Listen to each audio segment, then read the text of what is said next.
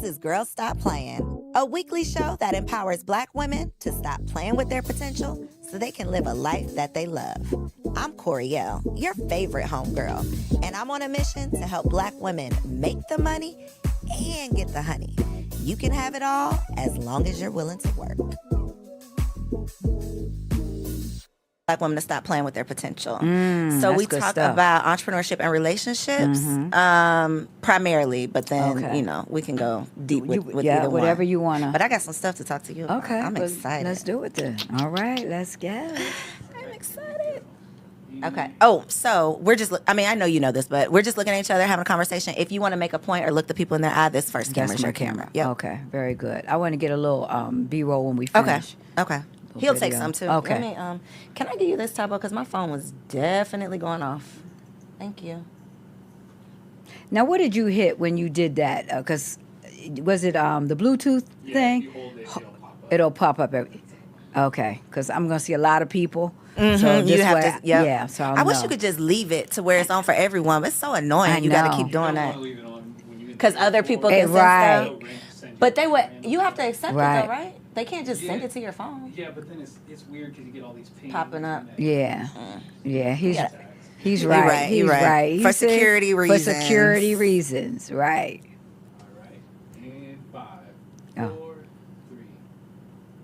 Welcome back to another episode of the Girl Stop Playin podcast. It's your favorite homegirl, Coriel, here to encourage you to stop playing with your potential and start working for what you want in life and in love. You already know that I'm bringing you the information and the conversations to help you make the money and get the honey. You can have it all as long as you are willing to work. And y'all, I cannot even contain my excitement about the conversation we are about to have, okay? This interview is literally a manifestation that y'all get to witness. So without further ado, please welcome today's guest, the Dr. Traci Lynn. Well, hello. I heard somebody call you the $100 million woman, something like that. Something like that, yeah, baby. Yeah. So your resume is long. We want to make sure we put some respect on your name. Yeah. So I want for you to look in this camera and tell the people, who is Dr. Traci Lynn? Oh, my goodness. So the Who would be the woman who started the Traci Lynn fashion jewelry business. And we had over 100,000 independent consultants selling our jewelry all over the continental U.S. We dabbled in Canada a little bit, but that's the who beginning of the story. And my mentor was Madam C.J. Walker, who I never met, but she came 100 years before me. And so I was patterning my business after what she did in direct sales. But I looked to so many other women in that space, but there was no other black women in that space. Madam C.J. Walker 100 years ago and Traci Lynn. She said put some respect on her name, as we shall. So I want to ask, did you work in direct sales before starting a direct sales business? No, I had joined a few other companies, just random. You know, family members got me in something, selling something. So I had experience with one or two before. And what was your experience like? Because I have a theory about direct sales and just sales period and like the type of personality that it takes to thrive in those roles. What was your personal experience just working in direct sales? Well, in the beginning, it wasn't good because I just didn't want to call family and friends. And I was, you believe it or not, seemed to be a little bit more shy when it came to approaching people about the opportunity. Of course, when we're uncomfortable, we find the reasons. So my reason was I'm shy. And there's nothing in my body that's shy. But because I didn't really want to do the work and learn how to do it, read the scripts, and then I felt phony. So it was just, it was a process. And then eventually I realized, okay, so this is the script, but I can take it, put it into my own words, and give it back. And then it became more personal development. So at the root of the direct selling companies was personal development. And even with Traci Lynn, I mean, we were a jewelry company, but we were a personal development company at the heart, disguised as jewelry. So that's, so when you took the personal development piece, That's what transformed the lives of women.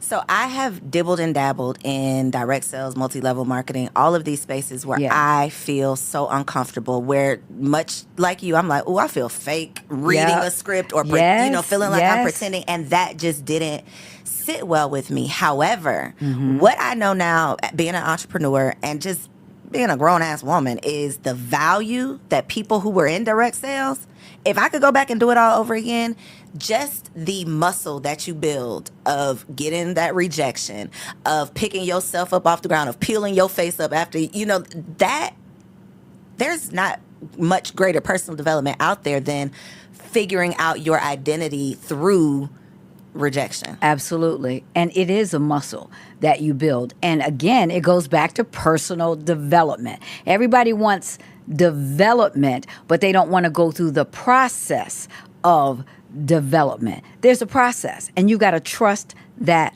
process. What would you say were some of like the principles that you incorporated into your personal development that helped your team to thrive? Because with 100,000 agents or representatives, I'm assuming everybody doesn't come to the table with the salesman spirit, or they naturally have it. So what type of skills could you teach these women that would help them be successful? Well, we called them the force because they were a force to be reckoned with. And I called them my partners. So it was always the way I laid out the foundation and the language I used. Partners. They were independent consultants. That's what all direct selling people are, independent consultants. But I wanted more. I wanted partnership. I wanted them to have a voice. So for them to have the voice, to be the force, they went through my training program. So I put together a university, a jewelry university, where I wasn't just teaching selling. I'm teaching the skills of getting outside your comfort zone, self-esteem, knowing your worth, knowing your value, how to get paid what you're worth, how to know what your dollar per hour proposition is. Do you know what it is? I need an extra job. Well, what's the dollar per hour proposition you're looking for? You looking at Target? You looking at Walmart? Or you want to make some lawyer kind of money selling jewelry? So I had to explain value, dollar per hour proposition. So I started teaching these foundational truths that would help them in their job, because they went back and negotiated for more money on the job. So I was teaching them life skills. Everything I taught them in jewelry transferred. And then, I had some people who wouldn't even really wear jewelry. It was so small you needed a magnifying glass. I had a woman back then, she was probably about 60-some, and she wouldn't wear anything bigger than this. Then we had a convention. She walked across that stage. That jewelry was so big, that was like Flavor Flav coming across the stage, that clock. And so she got comfortable in her own skin. And that's what I wanted, because you can fly from there. And that's what I was teaching. So people always say that the people are the hardest part of the business, like managing people, from a team to managing your customers. But baby, to think about managing 100,000 plus, because that's just the reps. That ain't even your team, your employees. That's how? How? I'm seriously, I don't even know a better question than just how. Like, how did you do that? Well, first of all, the saying goes, the worst thing about direct sales is the people. The best thing is the people. So it's a juxtaposition of both. It's the people and the people. So you've got to learn to see what you need to see. You eat the bones and throw the rest. Eat the meat, throw the bones away. You take the best part of it. And then the how. I was in my purpose, in my season. So when you say, girl, stop playing like I'm going to wait till the kids graduate. I'm going to wait till they do this. I'm going to wait till this time. There is a season and a clock.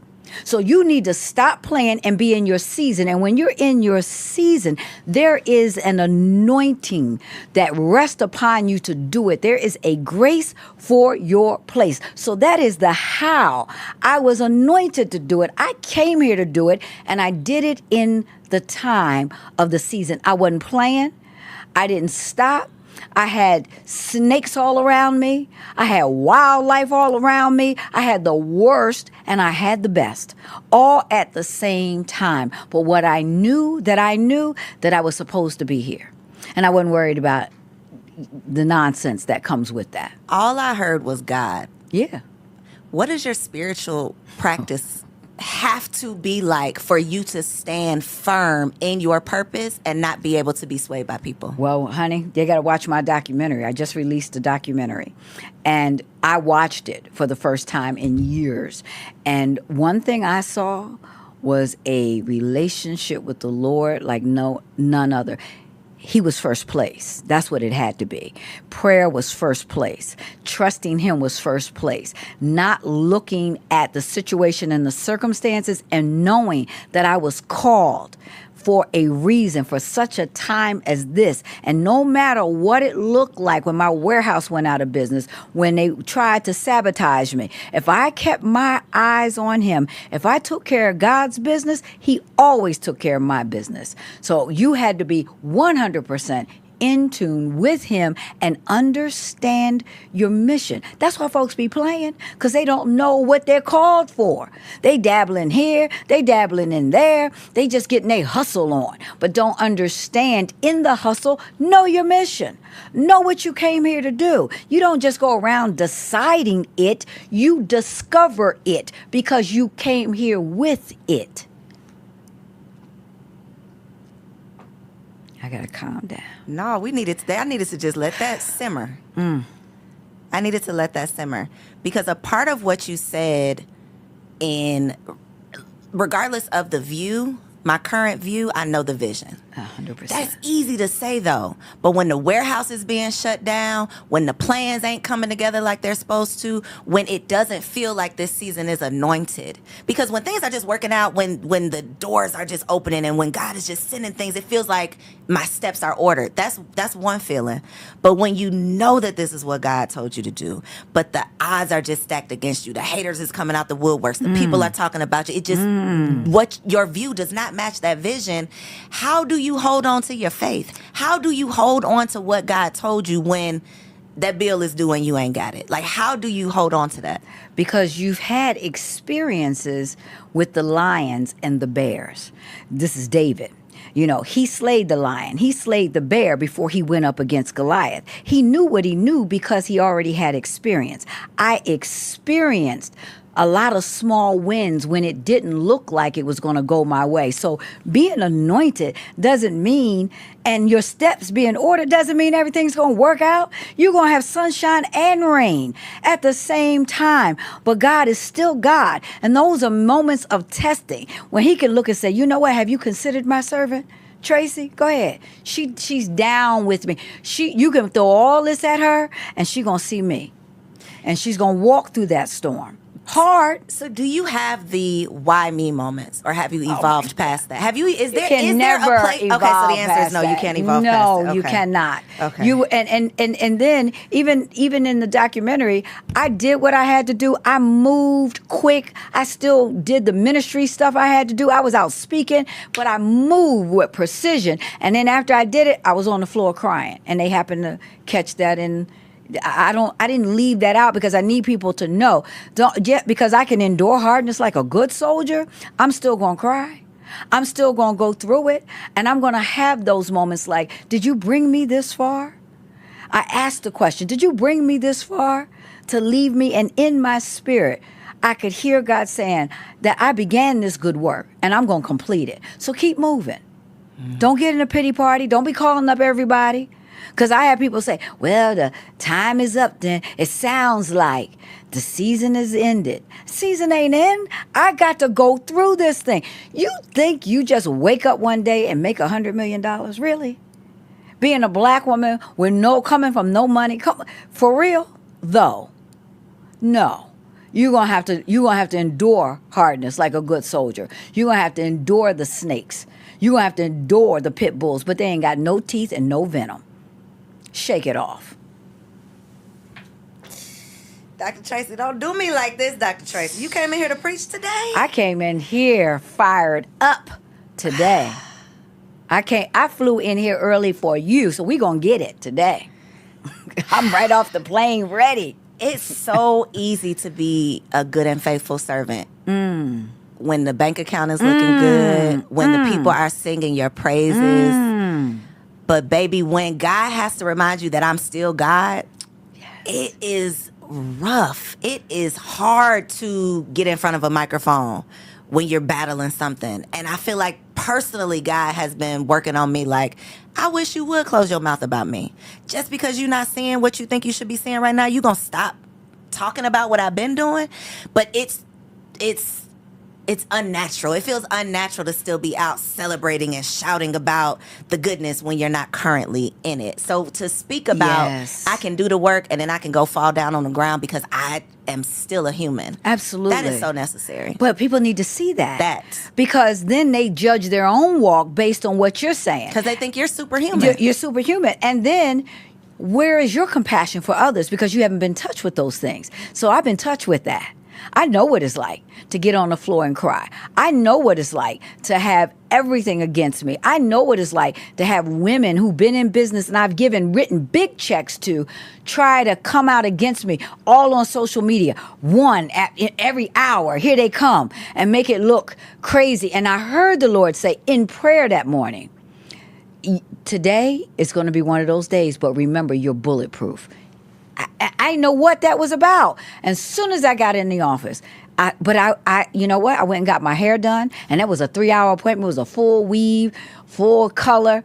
And I sat there for 3 hours and got that hair done because it was all, God already told me it was about to happen. Already warned me, but it doesn't make it any easier, especially when you see betrayal and you got to deal with that. But the world is also watching. Are we who we say we are? Or are we only in it for just the meat and the drink when everything is going good, when the bank account is fat? Or do we have to trust? So then where is our faith and where is our trust? If everything is working, oh yeah, it's all lining up. Guess what? It's still lining up when you can't see it. It is lining up. You're just looking in clouds, but it's already done. Keep walking. Sun's coming back out. How do you not let this chip away at your character, especially the public part of it? Because you can know who you are. You could think you know who you are until other people start telling you who they think you are. And if too many people start telling you who they think you are, one after the next, eventually you could start feeling like maybe these people are right. Or blaming yourself for even letting these people get close to you. Now you're talking my language both ways. That's some inner turmoil right there. It is. And but listen to words though. Words are powerful. You said character. How can you what has your character got to do with that? See that now they may come for your self-esteem, but they could try to assassinate your character, but you already know who you are. You know what you're going to do in the day and what you're going to do in the night when people are looking and when they're not looking. See, that's character. People get things and blessings and opportunities that their character can't hold up to. But when your character can hold up, and you know how you got character? Because you ain't fighting back. When you want to go over there, pop, and you sitting down calm. So it's not even that they're coming. Sometimes they do come for your character, but what they're really coming for, what you said and all what you said, they're coming for your confidence. They're coming for your self-esteem. How do you keep it? How you keep it, Dr. Traci? Because first of all, and you got to be careful, because you do get upset. I've been upset about people that I have allowed in, but that's why the word says guard your heart without all diligence, because out of it is the issues of life. And then they all up in, you got issues from stuff they saying, because you got to guard it and you got to have strong discernment. Even though everything looks good, but there is something telling you, they're not right. Something's not right. Something's off. But you don't see it. And then you go against what you know, and there it is. Do you know 99% of the time the Lord has already said that one? And I'll be like, no, look how good they look. They're not my friend. Not my friend. Shucks. Yeah, so that if you really listen to him giving you those warnings about the character. But let's talk about keeping self-esteem, because this is important. Here it was. I had accomplished so many great things, and I had a long season of drought, and things were going bad, just craziness. How did I get here? moments. And I even had a staff member just try to do some, people will try to really get you when they think you down. When they think you down, just really try to step on you hard. And I knew it started to affect my own confidence, my self-esteem. And I ain't talking about 20 years ago. I'm talking about just a few years ago. And that's how my big dog story, Coco, that's not about just my journey. That was me looking at Coco and the Lord speaking to me through that example, because it's like, did you forget who you are, who I made you to be? You a big dog. You running with these little chihuahuas out here. You talking to, and then you fighting with chihuahuas. Big dogs got confidence. I got a little dog, Georgie, 8 pounds soaking wet, and I got Coco, who's about 90-some pounds now. Georgie's all up in her face, and she's sitting there like, little boy, if you don't get out of she don't even move, because that's that big dog confidence. They ain't fighting with no chihuahuas. It ain't a fight. And sometimes when we just allow the wrong voices, here we go, we allow the wrong voices in to a place that they should not have access to. Can't nobody come for you and your self-esteem and all that unless you open the door and let them in. You got to shake yourself. I get crazy emails. People be saying crazy stuff. I be laughing. I say, these folks is crazy. Delete. I don't call it. You know what she said? And she said this about me. It ain't true. Delete. I had a consultant write me the nastiest thing. I called her. She was ready for a fight. I was cracking up laughing. I was like, this is the craziest email I ever read. She said, oh, you got my joke? For real, though? It wasn't a joke. But you just can't believe I'm laughing because you got bad grammar. And the thing was crazy. I don't receive that. I needed you to know that. It was a joke to me. I'm just... Yeah, I know. I'm pouring. I know what you're doing. It's filling me up. Yeah. Because the people really be playing... They will play with you to the point where you start questioning. It's true. But that is also why you've got to have other voices in your head. So sometimes we allow the wrong voices and then we shut them out. But it's like the earthquakes. When they have the earthquakes out in California, they have aftershocks. And so the earthquake is over, but it's the aftershock. So what you experience sometimes is the aftershock. So you got through the situation, but you're dealing with aftershocks. And when you don't have a mentor, coaches in your life who know what time it is to pour back in, the aftershock shake you. You think it's the end of the world, but somebody can look at you and say, girl, stop playing. That's what I would say. The next is right around the corner. And it's already there. You just don't see it yet. You ain't looking in the right direction because you're distracted by... You about to fail this test over some nonsense? That part. Whew. Right. Not God sent you here to get me together. Well, yes, because you cannot stop the voice he's given you. You don't sit down for anybody. You only sit for him. If he stopped it, that's one thing. But man can't stop what he has already blessed and ordained for other people to get their strength through. You don't stop. You keep going. You keep speaking because you're speaking life and breakthrough to other people. So it doesn't matter what it looks like you're going through.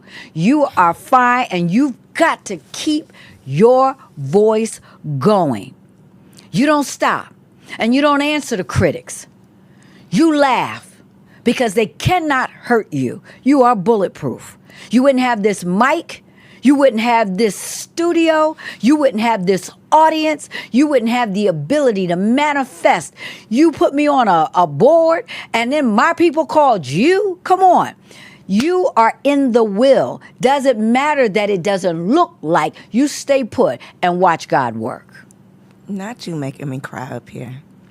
Well, you need more of these voices Tabo, in your life. Cut this out. I ain't We never cutting cried this out. publicly. Oh my God. No, we're gonna keep it right on in here because the people need to know that you dealing The with way this you're too. Repeating what God has already said in my head is what's really doing it to me. Yeah. It's just the confirmation. Yeah, I knew this was an assignment, and we were gonna make this thing work. Yeah. Let me get it together. Yeah. Tabo, we ain't cutting nothing. We're going to let the people see it because you're blessing people by being this transparent. They need to know that this is what this walk is. Everybody, you know how many people want to sit up with this microphone and all this little cutesy stuff you got up in here? Real cute. But it's a cost for this. There is a cost. There is a price for this. And you are called to pay it. And he will send you what you need. He will make sure you get poured into. And you just got to make sure you reach out. I will absolutely give you my cell. And you reach out. Just I'm saying, hey, just get a quick prayer. I'll get it through. I'll speak what you need. I'll seek God on your behalf to make sure that you stay strong and you stay put. Thank you. Yes. I don't know how we got here, but I'm glad we did. I knew we were going to have a moment. We are going to have to cut this, but you're literally my last interview that I'm recording in here. So, I appreciate you. I appreciate you and what you do, and I understand it. I understand it. Okay, let me get myself together. Yeah. Okay. Wow. Not on my bingo card for the day. This was not what I expected. Okay. In the midst of you having to pivot professionally, Yes. where you are not only in a specific industry, but your name, your identity is associated with this business. How do you pivot? How do you pivot when people have known you for one thing and now God is calling you to do something else? Because we get our who and do confused. So my who I am is not, I'm just not the jewelry lady. I am so much more than that. That's my do. I did jewelry. I did other things. But who I am is so much bigger than I even knew. If I would have just stopped with my who being the jewelry lady versus that's what I do, then I couldn't be sitting here with you. I wouldn't have this season because I'd be too embarrassed not to be her. And then my ego would be so tied up in the jewelry lady that I could never move forth and do all these other great things that God had for me to do. What did you tell yourself, though, on those hard days when you were on the floor? Because in theory, I know it's all happening for a reason. I'm not just talking about myself, but I am talking about myself. But we know everything happens for a reason. We know it's all working out. We know that God has us. But in the moment when you are down on the floor, what do you tell yourself to remind you of who you are? You know what? I don't, in those moments, I'm crying out. I'm just getting the pain out. So I'm not trying to remind me of anything. I just want to go and get the pain out where I know God can take it, he can handle it, and I can get filled back up. That's honestly what I'm doing because I understand the long haul of the journey. So I'm not trying to figure stuff out or telling myself, I'm there because I'm in need. I just need to keep going. And I feel like I don't know if I can continue. That's why I'm usually there. And I need the pour back in. So I needed to get the refill. And then I get up. When you are doing what you're called to do, you may question it sometimes, but there is something in you that won't allow you to stop.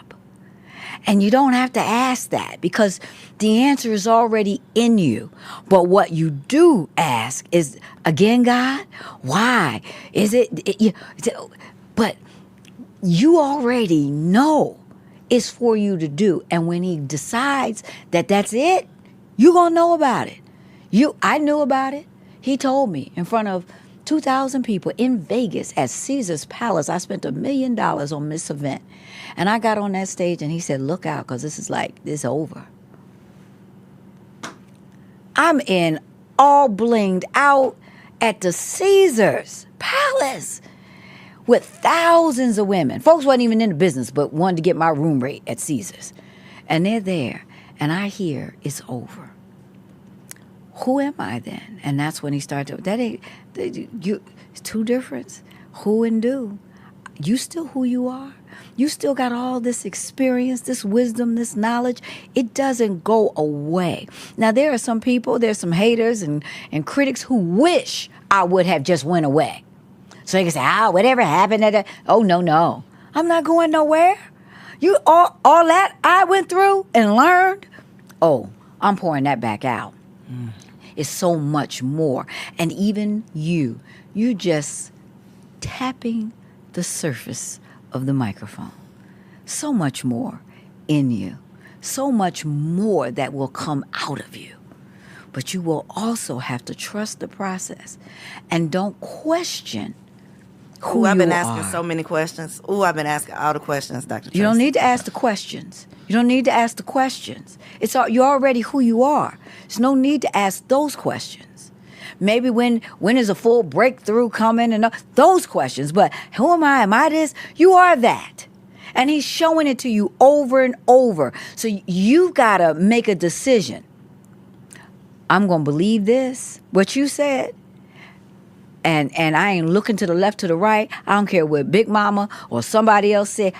I'm going to stay here. And then this is what people say. You know what? I knew it all along. I knew who you were all along. I saw it all over you. Girl, that time you said you about to quit, I was saying to myself, she better not. All that in her. Main one. She ain't going, why she doing that? I don't know who she thinks she is. I don't know what she got to do with that. And we going to do this and do that. Stay focused. You already know. So those are not the questions you need to be asking. You need to resolve that. Even today, I ain't asking that. What we gonna do? Where we going? What you need me to do? How do I flow? Give me some insight. I had inside information. See, that's what people don't understand. That's what that relationship gave me because I invited him in the business. I had insight. I had inside information. What does that look like, inviting him into the business? Because I am stumbling around to that, and I feel like that is why God had to sit me down, because I was out here feeling like I was doing God's work without God, without consulting him consistently, because I was living in a godly way, but actively talking to God about who I'm working with, what I'm deciding to do, every little detail. I was not doing that. What does that look like for you? Like, what is a process of truly bringing God into every area of your life? Every area. Well, and especially in my business days, it looked like me being up early. I wouldn't be snoozing. I'd get up and I'd make sure I make at least 15, 30 minutes. And I wasn't doing all the talking. I would read. I would decide, okay, I'm going to read this. And then he would interrupt that reading and just start talking. And then I would be saying, I want to put this before you. I'm having interviews today. I need your insight. I need to know who we need to bring in. And then he would just show me things. Even one of my staff, I had no idea this particular person was so against me. But I saw it. I wanted to know, show me the enemies and then show me how to handle it. Because, see, I'm ready to go off. See, I need to pray that prayer. I need the second half because he showed them to me and I'm like, ooh. No. Because I had one enemy working with me and I was ready to let them go. And my mother saw it too. And she was adamantly against that person. But the Lord said, not yet, because they were teaching me some things. They were teaching me some new things in social media. They were teaching me, and this was all some new stuff. And she was upset with me because I wouldn't do this. But I heard God, not yet. And I had to swallow all of that. And they were stirring up stuff with other employees against me. Even my employees would come and show me the notes that they were doing. And I had to sit there until the time. But guess what?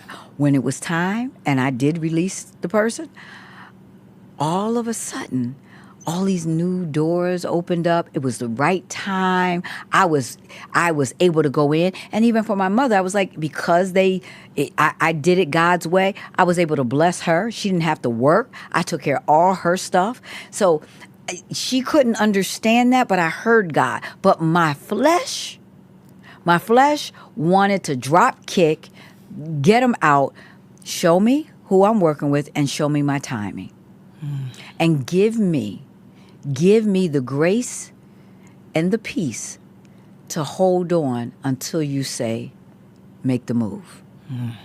So I had to be gracious. I've learned how to just be gracious and not phony, just gracious. Well, what's the difference, Dr. Tracy? Because I be feeling like the phony thing is not for me, but there's an area that I need to learn how to get into. Yes, but I it's don't the want it to be grace. the phony area. It's grace. It's not phony. How do I do that? So phony is, hey, you know I love you. That no, we ain't doing that. Okay. But the grace is, hey, what's going on? Okay, let's get down to business. Let's talk business. And knowing that's the enemy. So you already know lockdown systems.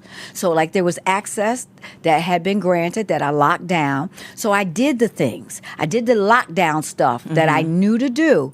But I didn't need to fight. I didn't, hey, let's get the work done. Let's have a meeting. I stayed focused on what that mission was at the moment. And they were an integral part. They were a part of that mission until they weren't. That's some maturity right there. Absolutely. Spiritual maturity. Spiritual and financial. You messing with money. You're paying this lady at the same time. Or I don't know if it's a lady, but you're paying this person. Right. So, but I'm being paid. So it's spiritual maturity and it's business savvy. I'm hearing God. Work it. You ain't got to be funny. We wasn't going to no lunch. We wasn't hanging out.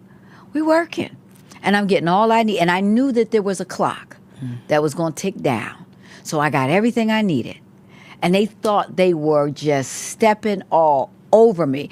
Their biggest mistake was they thought I needed them. What I need is God in my family, my husband, my mother, my son. I mean, come on.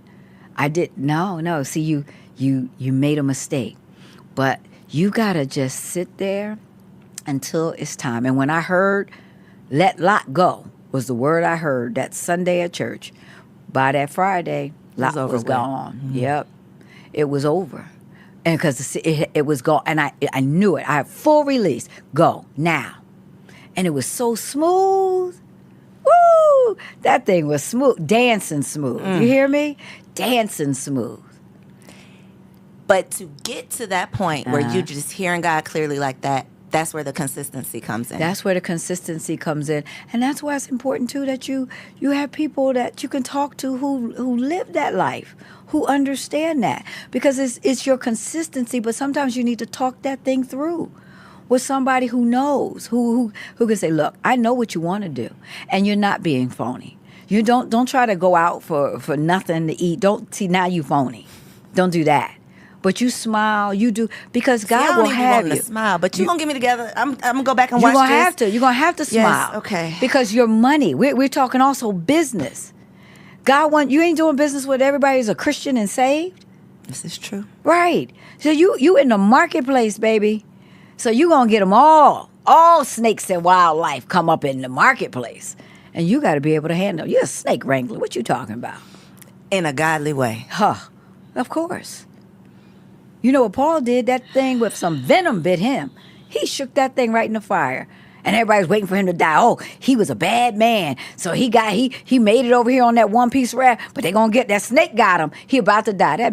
Please, he went over there healing sick folks. Then they invited him to the house. Hey, can you heal my... Because he could shake it off. He had something special in him. That you could come with all your venom. You can't get nothing here. I'm not crying again, Dr. Tracy. I'm not going to do it. I'm not going to do it. I feel like you are probably the strong friend. Who do you turn to? Well, see, that's one of the reasons why I always had to consult the Lord in business, because I didn't really have that. So, especially, I had strong family, but in business, I always said Jesus was my CEO, and I was never afraid of that. And I had people who were not spiritual people in the business. I had people who were other faiths. I had Muslim women, and I was very respectful. I talked to them about, love their hijab. You know, I knew I don't know if that's what they call it, but anyway, hijab, whatever. Right? Yeah. Is that it? That's it. The hijab. My bad. It's okay. Yeah. We'll cut that. We'll cut that. Yeah, cut that piece, so we ain't get no comments on that. But I tried to be very respectful. But I was also just living that life out. But I was never afraid that they were going to take their money because I love the Lord. I couldn't do it without them. So you want to make some money? This is what I do to make some money. I need him to guide me. I need that insight. I need that inside information, and I need that protection. So you want to ride on this ride, this is how we doing it. So you felt like, or not you felt like, you got clear direction from God. This is over with. Mm-hmm. Do you feel like you got clear direction what the next was? Or was there, I call it like a hallway. Did you have a hallway moment had a where it's like, I hallway. left that door, but I ain't got to the next one yet? Yes. What did you do in that hallway? I kept going. You step out and you find out. I didn't hear anything, but I'm not the kind to just sit still for too long. And I had sold my house that I had built. This was like, and people ask me all the time, how'd you sell? It was like 11,000 square feet on the water. I built it, took 3 years, but it was over. I heard God say it's time. And we sold for an amazing, we broke a record, and it was, only 4 years old, but it was time. And I heard that. So I'm not tied to things like that. And when I was selling it, the agent, I wound up selling it myself and then called the agent crazy to get in to get the commission. So the agent said, you know what, you should do real estate.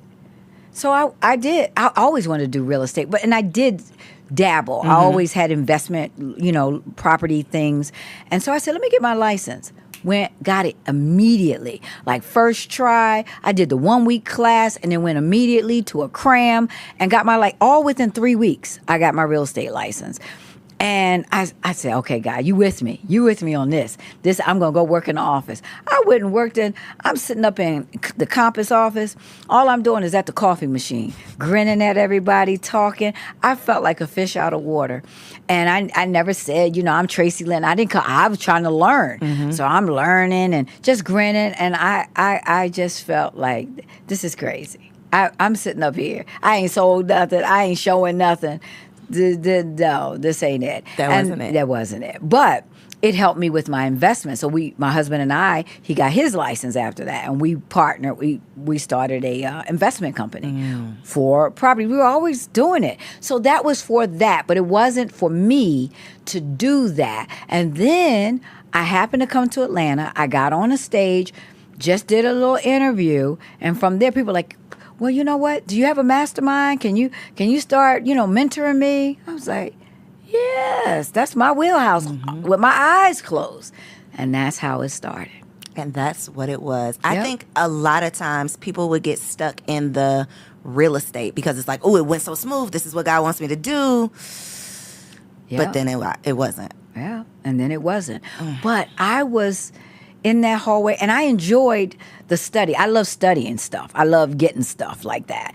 And I really enjoyed that part of it and the knowledge.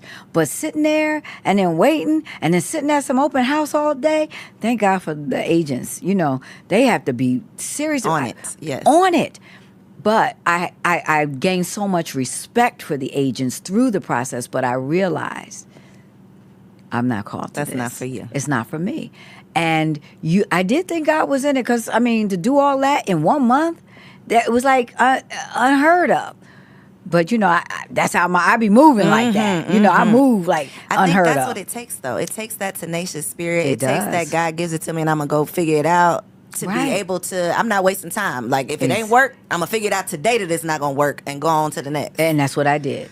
I went on to the next. And I just felt like, okay, so here we are. And even now doing that and doing the podcast, because I get an opportunity to pour. So in my pouring season, I get an opportunity to give back, to help the next generation of $100 million, $1 billion women come up through the ranks and make it, and don't get stopped in a hallway, stuck there, or stuck in the valley of the shadow of death.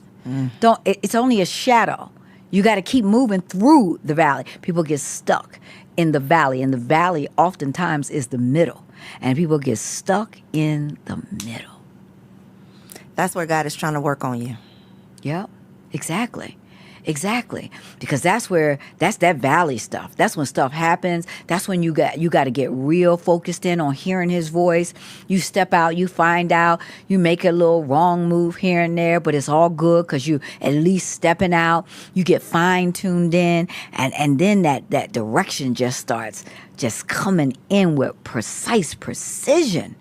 And you don't even know how you know. You know stuff. Just like when the warehouse went, I got an email. I got inside information.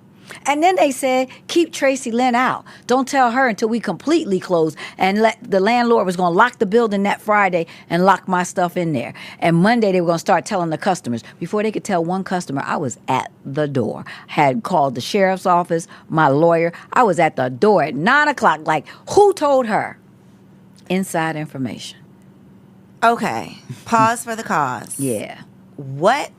So what was the ultimate closing of the company? It wasn't voluntary? It wasn't... It was. Yeah, I mean, it was. I got my stuff out of there and went to another warehouse. So they couldn't close me. Gotcha. They didn't start me. How could they stop me? If you don't start it, you can't stop it. So they wasn't going to be stopping nothing. But after I did it, I had a cruise that Friday. I had an incentive trip to go on. And it normally takes... I had a big footprint.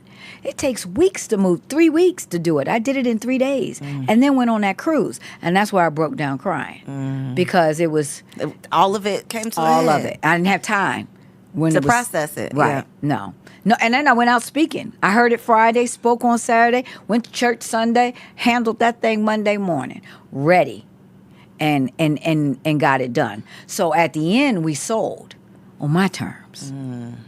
So, yeah, they couldn't block that and stop that. So I was able to sell it when it was time. But what if I didn't want to listen because my ego was tied up in that? Oh, no. I want to, when it's time to go, it's called the jump off. There is really a chart called the jump off chart. And you got to know it's called the life cycle of a business. And in it has the life cycle and the jump off. And then you got to know when it's time to jump off. Now, I had studied the other jewelry companies. I knew I was there. But I was believing that I was going to be the Mary Kay of jewelry. I was still going to keep going. Even, like Mary Kay could keep going, even though that's a consumable. And it was what the Mary Kay was called to do.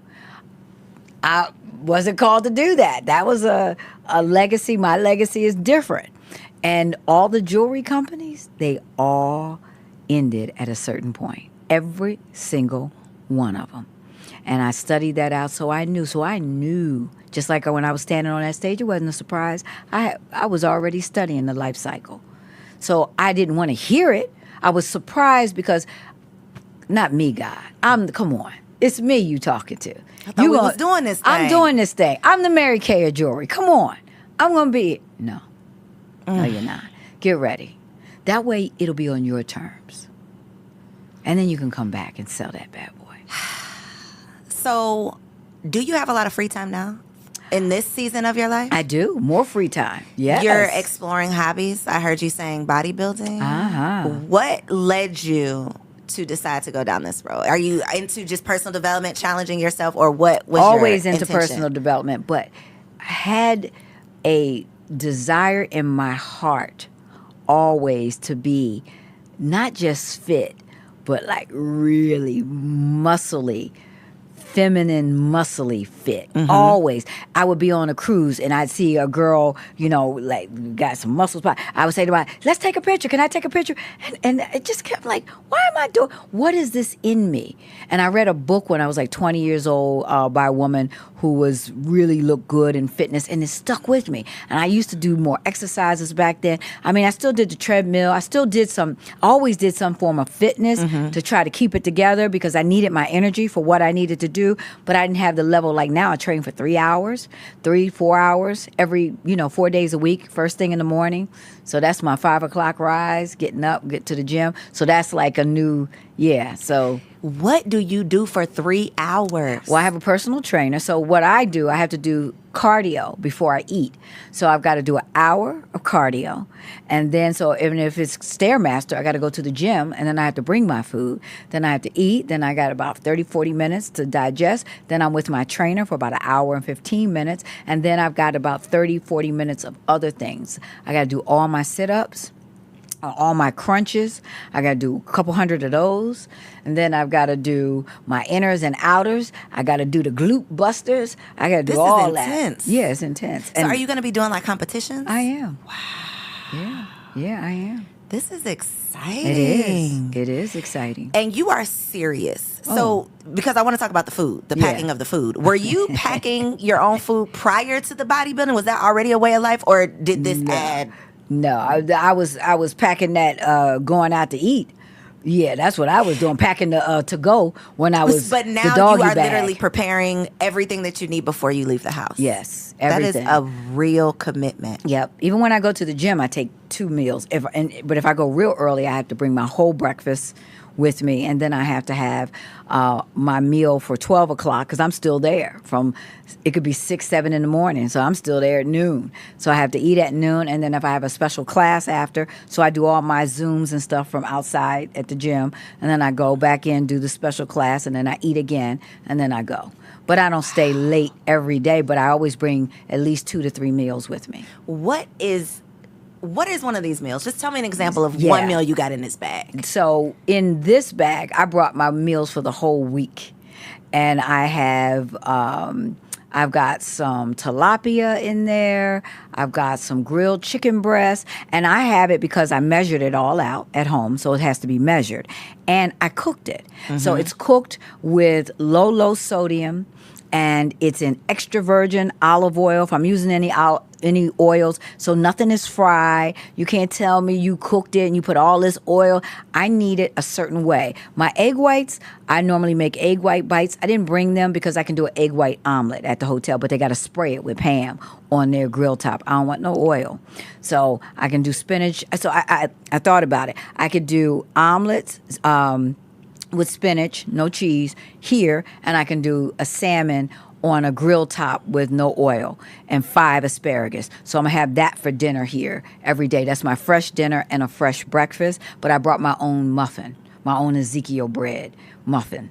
So what is up with the oil? Because I've been going down a deep dive with when vegetable oil was introduced into society and basically all of the health effects that have come after. But what is your reasoning behind avoiding oil? Well, I use extra virgin olive oil. So I still use olive oil, more on that Mediterranean diet side, because the health benefits of that extra virgin cold pressed, that oil. Specifically. Yes, specifically. It's just healthier oil. And I don't use a lot of oil. So if I'm going to cook, put a little oil in something, I want that extra virgin olive oil. Now, I be getting mine infused with hot seeds. I got it infused with lemon, garlic. I buy it infused with stuff and then plain. So it's much more flavorful than... Much more flavorful. Gotcha. Yeah. You figured it out. You figured out your way, and you're like, I'm not playing with y'all. I'm going to do what I need. Because it works for my body.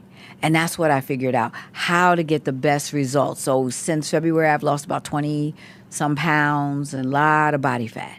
So that when is was your the competition? Key. It's coming up. It's coming soon? It's probably in the next 3 months. Okay. Yeah. Is it going to be your first one? It is. Oh, okay. True well, congratulations novice. in Yes. advance. Thank you. That's exciting. Thank you. Before I let you go, though, you have managed a marriage in all of this. I have. The world wants us to think that you can't do that you cannot maintain both, let alone your mental health being in one piece alongside of it. So what has been your secret? Well, my husband and I have been married now 30 years on Monday, July 1st. Congratulations. Thank you. So 30 years we'll be celebrating. And our secret, first of all, he is my best friend, and I can't imagine mentally what it would be like not having him. And he has been a covering. And see, this is where sometimes women, if he's not making more or doing more of this, I don't know how he could be out there doing all of this. I'm doing all of that. We've worked together. And he's been able to cover me. He's been just a refuge from the storm. And we have rules. We don't talk business after 8 o'clock. We don't check emails. We have, since maybe year 2 or 3, once we got into business, doing, business stuff together, we put these rules in place. We don't do business after, a certain time at night. We're not checking emails. I'm not on Instagram at, all hours of the night. So we love being together. We are really great friends and partners. We love each other and we enjoy spending time. Now, has he gotten on my last nerve? I said 30 years, absolutely. Yes, he has. But we have always said, and he said it to me, I married you for life, so I don't care what you do. If you need to go into that back room for a couple of days, or I need to go back there, I will, but I ain't going nowhere. We're going to work this thing out. And he had to say it because I was the skater. I'm an only child. And I came from my mother and my grandmother. You know, I seen single women do it. I hadn't seen married couples. And so I was always ready to go. I don't need a man because, you know, you're strong. My mother raised me to not depend on a man to make it big, that I could do it. She always believed in me, my grandmother. So I came up with that, which was wonderful. But I had to learn how to humble myself, to not always be right, give up my right to be right when I know I was right about that. I know I said that. I know I was right, but I don't have to say that all the time. So even being married helped me in business because I didn't always have to be right. I didn't always have to give everybody a piece of my mind, you know, because I could set it off and set it real straight. But I've learned how to temper that and how to work that thing in business and in life. And a lot of those lessons came in life. So you can have a successful, God-fearing marriage and Make $100 million. wow. And have somebody right there to have your back, 100%. Somebody to have your back. So, and you can do it. And you can do it all with God. Okay, so I need you to look in this I'm camera. sorry. Yes. No, don't. Okay. Listen, you have nothing to be sorry about. But there is somebody out there that is hearing all of this, inspired by all of it. Maybe they Yeah. was crying along with me. But Yeah. they are at a place now where they still feel like they don't have it in them. They can't reach down far enough to get it. What is your Girl Stop Playin advice? That you are Coco, you are a big dog. You've just been playing with the little chihuahuas. So you done forgot who you are. You need to go back and watch The Lion King. That's what you need to do. You got some little Simba action. You forgot who you are because you around with the hyenas. Just laughing and they really playing. You need to stop playing. Get in your rightful place. Dig deep. Change your circle. Number one, I'm going to give you 3 quick points. Change your circle immediately. You got the wrong people in your ear. Here you are, big dog, running with the chihuahuas. Wrong people, first of all. Number 2, get the vision. Write it down. I'm not sure. I got so many ideas. Well, we're going to step out and find out. Write one of them down. Well, I don't know which one to do. Write down the one that's going to make you some money first. Let's start there. Because you get a little money in your pocket, you be like, ooh, I got this. And do it when it's easy, not when it's hard. You ain't got to go out and quit your job and then you're going to do it because then you're going to eat all the profits. You're going to eat all your money. And then you're going to go back to work and say it didn't work. Well, you ain't working. That's why it didn't work. Start it when it's easy. Why you working somewhere else? Make the time. I'm too tired. Well, then get untired. Get on that treadmill. Get some energy. You got to get the energy so that you can do it. Find the time. My grandmother used to always tell me, I don't have the time. Find the time because you got the talent. So make it happen. No more excuses. Girl, stop playing. I could just drop the mic at this point, but you got to tell them where they can stay connected, where they can watch that documentary, how they can get more of you. Let them know. Well, you can follow me at everything social is at Dr. Traci Lynn, including my YouTube channel, which is where the documentary lives. I just released it a couple weeks ago, but it's at Dr. Traci, TraciLynn. I got on a green suit, big hair, and a check mark.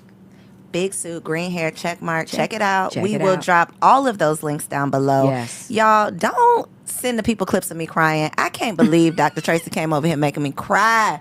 But this was a therapeutic conversation. Good. For sure. And I know it was Good. not just for me. I know it was not just for me. So Good. truly, thank you. Thank you, thank you, thank you. Thank you for having me.